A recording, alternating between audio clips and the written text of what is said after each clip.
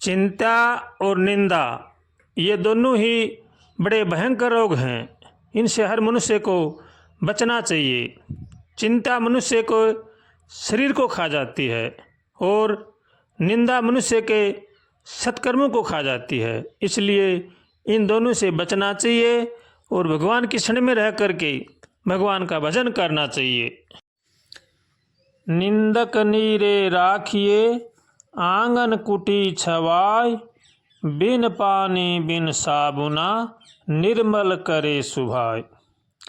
निंदक तो हमारा हर तरह से हितैषी होता है, इसलिए निंदा करने वाले पर कभी भी नाराज़ नहीं होना चाहिए, उसका आदर करना चाहिए। अगर कोई हमारी निंदा करता है या कर रहा है, अगर वो बातें हमारे अंदर हैं तो उनसे हमको सावधान हो जाना चाहिए, वैसे कर्म नहीं करने चाहिए। और अगर वो बातें हमारे अंदर नहीं हैं, झूठा आरोप कर रहा है, तो वो हमारे पापों का नाश कर रहा है, इसलिए उसका बड़ा ही हित मानना चाहिए। वो बड़ा हमारा हितैषी है, यूँ समझ करके उस पर नाराज़ नहीं होना चाहिए, उसका आदर करना चाहिए। निंदक तो हमारा हर तरह से हितैषी है, इसलिए निंदा करने वाले का आदर करना चाहिए, क्योंकि वो हमारा हर तरह से हितकारी है, हितैषी है। इसलिए मनुष्य को चाहिए कि वह अपने वर्ण आश्रम के अनुसार अपना जीवन बनाए और भगवान का भजन करे। 4 आश्रम हैं। पहला आश्रम है ब्रह्मचर्य, दूसरा है गृहस्थ आश्रम, तीसरा है वानप्रस्थ आश्रम और चौथा है संन्यास आश्रम।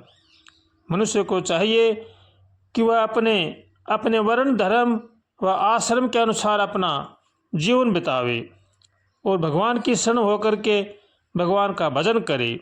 जीव के लिए यही परम उद्देश्य है और यही परम लाभ है। इसलिए भगवान की शरण में रह करके भगवान का भजन करना चाहिए, भगवान से हरदम प्रार्थना करनी चाहिए। हे नाथ, हमें सद्बुद्धि दो, सद्विचार दो, ताकि संसार की बुराई से बचे।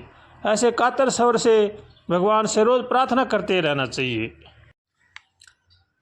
अगर हम अपना कल्याण चाहते हैं तो हमें चाहिए कि हम कभी भी किसी प्रकार का किसी के साथ दुर्व्यवहार नहीं करें। अगर हम दुर्व्यवहार करेंगे, किसी को गाली गलौज देंगे, किसी का बुरा सोचेंगे, किसी का बुरा करेंगे, तो वो बुरा हमें वापस आकर के मिलेगा। इसलिए सोचें तो सबका भला सोचें, करें तो सबका भला करें।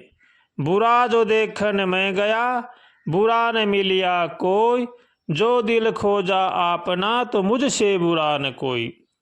हमसे बुरा संसार में कोई भी नहीं है, ऐसा मनुष्य को सोचना चाहिए। इसलिए हरदम सचेत और सावधान रह करके कर्म करने चाहिए। मनुष्य जन्म बड़ा ही अनमोल है, इसको व्यर्थ में नहीं गंवाना चाहिए। हरदम भगवान और मौत को याद रखना चाहिए। पता नहीं कब सांसें रुक जाएं, कब हमारी मौत आ जाए, इसलिए हरदम सचेत रहें, भगवान और मौत को याद रखें। अगर हम भगवान और मौत को याद रखेंगे तो हम दुष्कर्म नहीं कर पाएंगे, सत्कर्म पर चलेंगे और भगवान की शरण में रहेंगे। अगर हम भगवान को और मौत को भूल जाएंगे तो हम दुष्कर्मों में लग जाएंगे, पता नहीं कहाँ से कहाँ चले जाएंगे। इसलिए हरदम भगवान और मौत को याद रखना चाहिए। यह हमें रास्ता दिखाते हैं कि मनुष्य को क्या करना चाहिए, क्या नहीं करना चाहिए, कैसा हार व्यवहार करना चाहिए, कैसा रहन सहन करना चाहिए। ये सब भगवान और मौत हमें याद दिलाते रहते हैं। इसलिए हरदम भगवान को याद रखें, मौत को याद रखें और अपने धर्म पर चलें। अगर हम अपने धर्म पर चलेंगे, हमारा हार व्यवहार ठीक रहेगा, हमारा खान पान ठीक रहेगा, तो हमारा परिवार भी ठीक रहेगा, हमारे परिवार में सुख शांति रहेगी। अगर हमारा हार व्यवहार ठीक नहीं है, हमारा खान पान ठीक नहीं है, तो हमारे परिवार में कलह झगड़े होते रहेंगे। इसलिए कलह और झगड़ों से बचने के लिए हमें बड़े सावधानी के साथ हमारा हार और व्यवहार अच्छा करना चाहिए।